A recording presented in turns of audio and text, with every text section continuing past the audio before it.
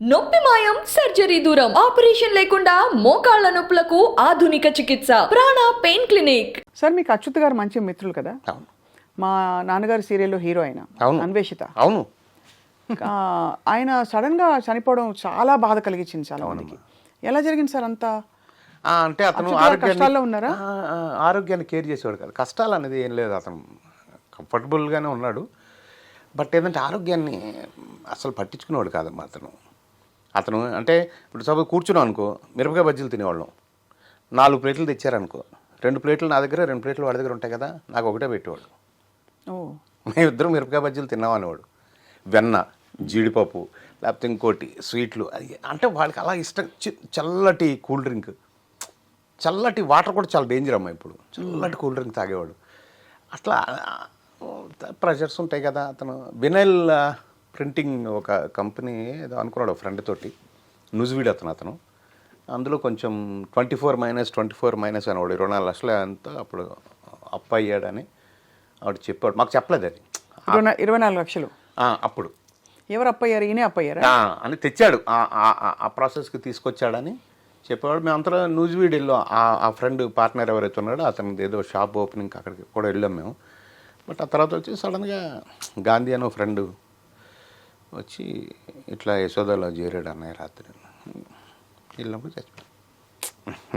Shock అయి ఉంటారు మీరు. లైఫ్ అంటే జీవితం ఇంత తాత్కాలికం. చాలా చాలా చాలా చాలా చాలా.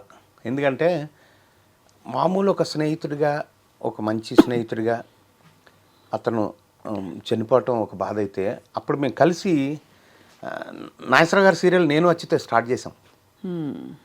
నాగేశ్వర గారి దగ్గరికి వెళ్ళి మేము ఇద్దరమే స్టార్ట్ చేస్తే ఇంకొక 2 ఫ్రెండ్స్ చేరారు.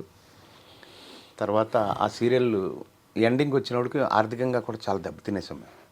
వీడు చచ్చిపోవటం, ఇతను దాంతో చాలా, అంటే అదొక ఫేజ్ అనమాట. రోడ్డు మీదకి వచ్చేసిన ఫేజ్లో అదొకటి. సినిమా ఫెయిల్యూర్ తర్వాత మట్టి మనిషి ఒకటి.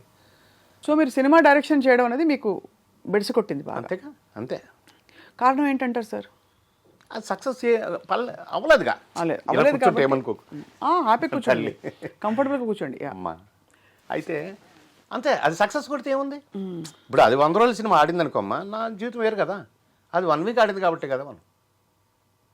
దాని చావు కూడా కానీ బోల్డ్ మంది వస్తున్నారు కదా అలా సక్సెస్ కాని వాళ్ళు. 2వ సినిమా అటెంప్ట్ చేస్తున్నారు, 3వ సినిమా అటెంప్ట్ చేస్తున్నారు. అలాగా నాకు 16 కథలు చేసుకున్నాను. ఈవెన్ అక్కినేని నాగార్జున గారి దగ్గర నుంచి ఆలీ వరకు. ఒక నాగార్జున గారి దగ్గర బావ, ఎలవబుల్ మ్యాన్ ఓన్లీ నాగార్జున, 1.5 years ఆ కథ. దాని మీద తిరుగుతూనే ఉన్నాం. బ్రహ్మానందం గారితో సిటీ లైట్స్ సైలెంట్ మూవీ, దాంతో అలా తిరుగుతూనే ఉన్నాం. ఇంకోళ్ళు ఎవరితోనో బాబుమోహన్ గారి అబ్బాయితో ఏదో చేయాలని బాబుమోహన్ గారితో, వారితో అలా తిరిగాం. హీరోలు ఎవరు ఇవ్వట్లేదు, వెంకటేష్ బాబుతో ఏదో అట్లా తిరిగాం. అంటే ఇవన్నీ సంవత్సరం, 6 నెలలు, 8 నెలలు ప్రాసెస్ ఉంటుంది.